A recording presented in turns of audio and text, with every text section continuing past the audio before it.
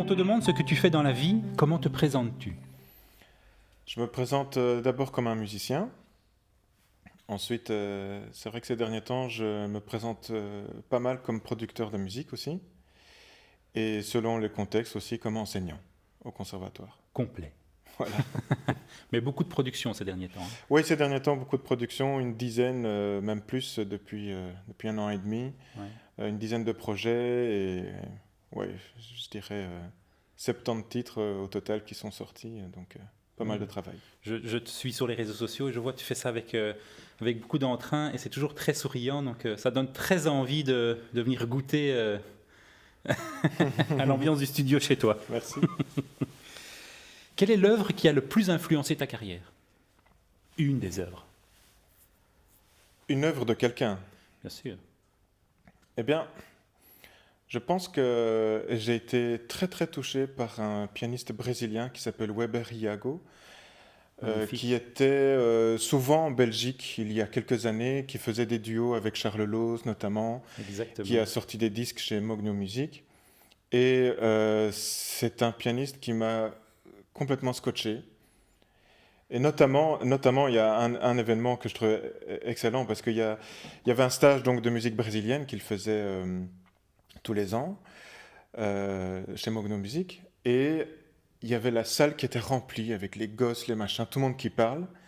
Et il devait faire un concert piano solo. Et je me souviens encore à l'époque, les organisateurs qui disaient mais comment il va faire quoi, ça va être compliqué. Il monte sur scène, il s'assied au piano, le silence dans la salle dès les premières notes. Et c'est la magie, quoi. La magie. Et ça m'a littéralement scotché, à tel point que quelques années plus tard, quand je suis rentré au conservatoire, il y a une de ses œuvres, une réharmonisation qu'il a fait de Leonard Bernstein, une réharmonisation où je comprenais rien. Vraiment, je me dis, mais qu'est-ce que c'est que ce truc? Et donc, avec mon prof à l'époque, Arnaud Massard, j'ai fait tout un travail d'harmonie là-dessus, et ça m'a ouvert l'esprit sur beaucoup, beaucoup de choses. Donc, je crois que ce serait vraiment ça qui m'a le plus marqué, oui. Oui, c'est un grand pianiste. J'ai eu la chance de l'entendre également. C'est impressionnant. Oui. Et récemment, une œuvre qui t'a touché, un spectacle auquel tu as assisté ou quelque chose que tu as entendu récemment ou lu? Récemment, c'est compliqué. Je baigne tout le temps dans plein de choses. Une composition, quelqu'un que tu as fréquenté récemment ou... C'est vraiment compliqué. C'est vraiment compliqué. Il se passe tellement de choses pour le moment dans la musique et dans l'art en général. Je suis touché par l'élan des artistes en général ces derniers mois pour continuer à faire vivre leur art. Et j'ai du mal à distinguer, à en sortir une seule œuvre, une seule chose qui en ressort. Franchement, c'est compliqué. Compliqué à en choisir qu'une seule. Je dirais que c'est une ambiance générale des artistes et de solidarité, de montrer qu'on est toujours là pour créer, qu'on est toujours là, quoi. Voilà. Sûr, oui. Et c'est vrai que ça vient de partout. Et ça vient de partout. Et que c'est compliqué de s'attacher à l'une ou l'autre œuvre. Et voilà, j'avoue que c'est compliqué. Oui. Est-ce que tu ne penses pas que c'est parce qu'on prend le temps un peu plus aussi d'écouter, d'observer, tu sais, de randomly, comme on dit, un peu d'aller chercher à gauche et à droite. On a un peu plus le temps aussi de faire ça. On a plus le temps. On prend le temps. On prend le temps, ça c'est clair. C'est un peu paradoxal comme situation, parce qu'on nous dit de nous arrêter, de rester à la maison, et du coup, on se met en mouvement à un autre niveau. Et ça, c'était très intéressant. Il y a un mot qui me vient là maintenant, un artiste qui me vient à l'esprit, parce que je lisais un bouquin de Jodorowsky. Et ça, c'est un artiste qui me donne envie de découvrir un peu plus son œuvre. Parce que j'ai lu un de ses bouquins qui est plus, je dirais, développement personnel. Mais du coup, je me dis, mais c'est qui ce type? J'ai envie d'en savoir plus. Et curieusement, c'est un ami qui m'a conseillé de le lire. Je crois même oui, en fait, il m'a même offert le livre. Et c'est un artiste qui est visionnaire. Oui, c'est un très bon ami. C'est un artiste qui est visionnaire, Jodorowsky. Et cette dimension de développement personnel, je la trouve particulièrement pertinente dans notre réalité aujourd'hui. Donc, peut-être que je pourrais dire c'est lui qui m'aurait touché, mais je ne peux pas parler d'une œuvre en particulier de Jodorowsky, par contre. Oui. Voilà. C'était intéressant de pouvoir avoir accès à un livre de développement personnel qui soit mis en place, qui a été développé par un artiste, justement. Moi, Oui. je trouve ça très intéressant. Habituellement, c'est des types du FBI, Oui. des ingénieurs commerciaux, Des personnes du des marketing ou des choses manias comme ça. de la finance. Et finalement, ici, on est Oui. plus proche de ce qui nous touche, de ce Oui. qui vous touche. C'est quand même extraordinaire. Bah oui, moi ça me parle d'autant plus que j'ai fait moi-même une formation en développement personnel. Oui. Je suis certifié coach maintenant pour accompagner des personnes dans leurs croyances, dans leurs projets. Et donc forcément, ça m'attire, Bien sûr. le discours de Jodorowsky, parce que c'est un artiste et pour lui, l'aspect création est primordial dans le développement personnel. Donc ça ne pouvait que me parler. Ça fait un lien avec ma question suivante, mais peut-être tu trouveras quelqu'un d'autre. Imaginons que tu puisses t'entretenir une soirée. La soirée, c'est sympa, tu vois. Mhm. On peut y aller, on peut se laisser aller, on Ouais. peut ouvrir les bouteilles, on peut, voilà, bon. Avec un artiste ou une artiste qui n'existe plus. Mhm. Oh. C'est compliqué avec, Le- avec toutes les sources d'inspiration que tu J'ai as. tellement de sources d'inspiration et le premier nom qui me vient malgré tout, c'est le nom de mon enfance, c'est Michael Jackson. Génial, mais c'est C'est- bien. C'est complètement différent de ce que je peux parfois proposer, enfin quoique, mais c'est un artiste qui m'a aussi changé les choses. En fait, je baigne dans une famille de musiciens classiques Oui. depuis tout petit. Et puis un beau jour, je découvre une cassette, les hits des années 50. Je ne sais plus pourquoi est-ce qu'on avait ça à la maison. Et là, j'entends Dave Brubeck, machin, truc. Et je dis, ah, mais il y a autre chose que le classique. Parce que, voilà, c'était pas dans notre habitude à la maison d'écouter autre chose que de la musique En même classique. temps, Dave Brubeck, il y a quand même une bonne base classique Il derrière y a aussi, une bonne hein. base classique, c'est vrai. Mais c'était le seul truc jazz de cette cassette. Le reste, je ne saurais Oui. même plus redire les noms, mais c'était des grands classiques Oui. pop des années 50. Et puis, quelques années plus tard, la babysitter qui arrive à la maison, et elle écoutait Michael Jackson. Et là, c'est la gifle, quoi. Oui. Je me dis, c'est quoi ce truc? Et mon père allait à la médiathèque régulièrement, parce qu'il louait des CD. Et je l'ai accompagné pour rafler toute la discographie de Michael Jackson et tout ce qu'il a fait avant, avec ses frères et tout. Et je pense que on peint malheureusement un portrait parfois triste de Michael Jackson sur des accusations contre lui, etc. Non, mais c'est un immense artiste. Mais c'est un Depuis immense toujours, bien artiste. sûr. Et donc, si je dois passer une soirée avec un artiste, donc un artiste disparu, pour parler d'art, de musique, franchement, je crois que je parlerai avec lui, quoi. C'est parce qu'il m'a tellement inspiré. Et je crois qu'il y en a beaucoup qui Je crois qui le feraient aussi. tu vas devoir inviter pas mal de copains ce soir-là. C'est sûr, c'est sûr. Piotr, comment envisages-tu l'avenir, artistiquement, L'avenir ton artistiquement. métier dans l'avenir?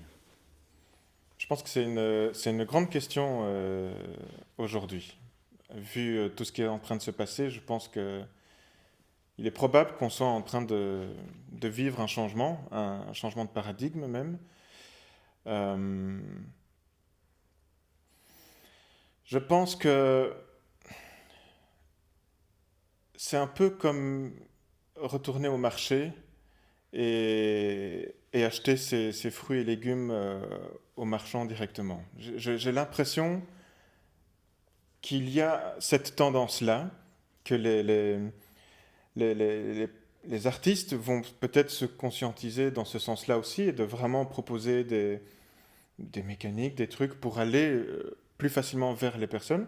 On voit de plus en plus les gens qui font des concerts à la maison, etc. Donc c'est vraiment c'est le producteur qui se déplace directement chez l'acheteur. Et je pense que les moyens de consommation vont aussi changer chez le public et qui vont, je l'espère, se conscientiser, se dire tiens, je vais suivre cet artiste-là, j'aime bien ce qu'il propose, je suis son univers. Je l'invite chez moi si c'est possible. Je l'invite chez moi, tiens, il travaille avec tel artiste aussi, je le découvre. ce phénomène un peu plus de réseau. Et je pense que les bons côtés d'Internet peuvent nous permettre de développer ça. Bien sûr. En gardant l'authenticité de l'artiste et de pouvoir partager ça. Parce que c'est un peu compliqué, évidemment. Tout de suite, on dit, oui, je veux faire de la promo sur Internet. Ah, mais tu vends ton âme au diable, etc. Alors que, ben non, c'est juste un outil. Si on arrive à le voir comme un outil et à se promotionner de manière tout aussi authentique, alors c'est OK. En gardant l'aspect qualitatif. Voilà, gardant l'aspect qualitatif. On est aujourd'hui à une époque où les gens n'achètent plus de disques. Les gens n'achètent... oui, ils achètent des places de concert, mais bon, quel genre de concert est-ce qu'on a pour le moment? C'est un peu compliqué. Combien de temps est-ce que ça va durer, cette mascarade? On ne sait pas. On est obligé de s'adapter. Bien sûr. Il n'y a pas d'autre choix. On doit s'adapter. Et les artistes le font. Il y a quand même des organisateurs qui arrivent à trouver des solutions. Il y a l'abbaye de Villers-la-Ville qui arrive quand même à créer des événements. Et ça en devient magique, en fait, parce qu'ils transforment la situation. Et donc, c'est ça, on est en train de vivre une transformation. Et autant les artistes que les organisateurs, que les managers, tout le monde est en train de prendre conscience qu'il faut transformer le métier, il faut transformer notre condition. Et surtout, éveiller les consciences, entre guillemets. Ce qui est un long travail, un long chemin. Mais j'espère et je souhaite contribuer à cet avenir-là, en tout cas. Oui. Voilà. Et donc, toujours dans le souci de préserver le spectacle vivant, malgré tout. Mais, même par le biais d'Internet, finalement, il faut qu'on ait cette base du show, quoi, hein, du spectacle, de la communion avec le public. Ouais. Ouais. En fait, tous les chiffres le montrent, même si le disque chute, les concerts augmentent. Bien sûr. Donc les gens ont besoin de ça. Ils streament à gauche, à droite, ça coûte pas cher, mais par contre, ils ont besoin de vivre une expérience. Et donc ils vont au festival, ils vont voir des concerts. Et vivre ça, c'est tellement important. Et il faut... Je pense que même les live streams qui existent maintenant sur Facebook et sur les réseaux sociaux, bah, ça sensibilise les gens à vivre une expérience en live et se dire, allez, quand ce sera possible à nouveau, je vais voir des concerts, quoi, parce qu'il se passe un truc, quoi. C'est différent. Mais j'aime bien l'idée du maraîchage, du maraîcher. Oui, c'est ça, il y a allez, cet aspect-là. Je vais voir, même si c'est que 15 personnes, on est là, on est tous ensemble autour de ce projet-là, de ces artistes, et de partager ce moment-là ensemble. C'est une très bonne idée. Ouais. C'est une belle analyse. C'est une belle vision. Je pense, j'espère que ça tend à cela. Et enfin, je veux dire, les labels indépendants, il y en a de plus en plus, et ils se fédèrent, les artistes se fédèrent entre eux. Ce qui serait formidable, c'est qu'on ait un espèce de, je sais plus comment on appelle ça, presque comme un ordre. Il y a l'ordre des médecins, pourquoi pas l'ordre des artistes. Tu sais ce qui se passe? Enfin, tu sais. Justement, tu parlais de la fédération ou des fédérations. Oui. Il faudrait simplement et purement un secteur. Oui. Le secteur artistique, le milieu de l'art, ou l'ordre des artistes éventuellement, plutôt que des fédérations. Mais oui, idéalement... j'avais une discussion comme ça avec un avocat qui généreusement offrait ses consultations gratuitement à distance à l'époque du Covid, justement aux artistes qui avaient besoin de savoir comment ils peuvent récupérer des droits ou quoi que ce soit, avoir plus d'informations. Et on discutait avec lui et quand on avait fini, il disait oui, en fait, vraiment, ce qui serait important d'avoir pour les artistes, c'est un ordre des artistes, comme il y a l'ordre des médecins, l'ordre des avocats. La chambre des artistes. La chambre des artistes. Mais quand on est avocat, qu'on fait une connerie, on est rayé, quoi. Bien sûr. Et on ne peut plus exercer son métier. Donc, ça veut dire que c'est un... Oui, il y a une charte. C'est une charte, il y a quelque chose qui est important à l'ordre national. Et quand l'ordre peut représenter tous ces métiers-là auprès du gouvernement, c'est une puissance, en fait. Ce serait formidable. Bien sûr. Ce serait formidable. Oui. Il faut qu'on soit, je pense, un peu plus éduqué à ça. Toi, tu as des origines où ça transpire. On sent que tu as grandi là-dedans. L'art fait partie intrinsèque de ton développement personnel, de ton environnement, de ta scolarité. Voilà, ça a traversé la musique, l'art a traversé avec toi toutes ces années passées. Je crois qu'il faut réintégrer ces processus-là globalement dans le monde, à un moment faire intervenir l'art dès le plus jeune âge dans l'apprentissage scolaire, extrascolaire. Il faut vraiment... oui, ça doit faire partie du développement de chacun. C'est pas pour rien qu'en Grèce antique, la musique, la littérature, c'était important parce que c'était le développement de la culture. Bien sûr. Et le développement de la culture, c'est le développement de notre humanité, finalement. Exactement. Donc ça devrait être l'investissement le plus important des gouvernements. Exactement. Et il n'y aurait plus de guerre. À partir du moment où on comprend l'autre, à travers sa culture, et qu'on est ouvert à cela, je pense que le dialogue est tout à fait différent. Bien sûr. Il y a d'autres, on résume un peu, mais il y a d'autres enjeux, mais c'est vrai que si on arrive à mettre l'accent sur l'apprentissage du piano plutôt que d'apprendre à savoir comment se monte et se démonte une Kalachnikov, ça facilitera pas mal les choses. Ça, on est bien d'accord. C'est certain. C'est une question que j'aime, voilà, je la pose toujours pour clôturer ces interviews, mais quel est ton parfum favori? Ce parfum qui te donne envie de faire quelque chose, qui t'inspire, voilà. C'est intéressant cette question parce que dans 2 semaines, je donne mon premier stage de composition. Génial. Et justement, je vais m'amuser à challenger les stagiaires, à être sensible aux différents sens et à pouvoir associer la vue, le toucher, l'odorat à la musique et comment est-ce qu'on le transpose à la musique. Et quand tu me parles de parfum, le premier mot qui me vient, c'est la vanille.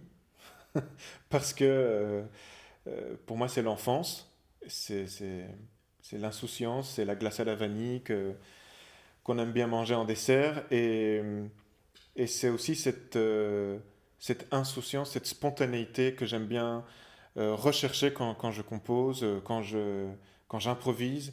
Et c'est ça que j'ai envie d'aussi partager, je pense, avec les stagiaires à l'époque, dans 2 semaines. Donc. Oui. Génial. La vanille.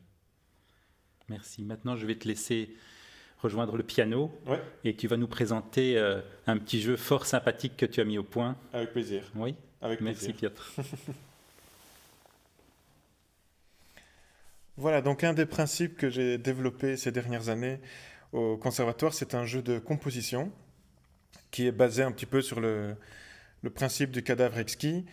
Et donc, chaque étudiant compose sa partie sans connaître la partie de l'autre, mais il fallait trouver des contraintes générales pour que tout le monde s'y retrouve. Et ça fait quelque temps que j'utilise ces contraintes uniquement pour l'improvisation. Donc, en fait, le principe est simple, 4 dés, un dé pour la tonalité, un dé pour dire si c'est majeur ou mineur, un dé pour la métrique, pour l'armure, et un dé pour le tempo. Ensuite, pour l'impro, ce que j'aime bien utiliser en plus, c'est une carte couleur. Donc je vais tirer au hasard une carte qui va m'évoquer quelque chose. Et alors pour challenger, pour pimenter un peu plus, une carte harmonie. Donc m'imposer une contrainte harmonique. Voilà, donc c'est parti. Là, je vais vous improviser quelque chose qui sera en Fa dièse majeur, en 3-4, plutôt rapide, 210-240. Alors, rapidement, une couleur qui vient au hasard, du gris, ok. Donc le gris, 3-4, ok, et une petite contrainte harmonique, on va voir, majeur 7. Bon, bah, ça tombe bien, vu que je dois être en majeur, donc Fa dièse majeur. Gris, moi, ça me fait penser à la pluie, mais malgré tout, on est dans quelque chose d'assez joyeux, entre guillemets, puisque c'est majeur. Alors, je vais partir sur des amoureux qui se quittent et qui se retrouvent, et il pleut, tout simplement. On va voir ce que ça dit. Et c'est rapide, donc il pleut beaucoup,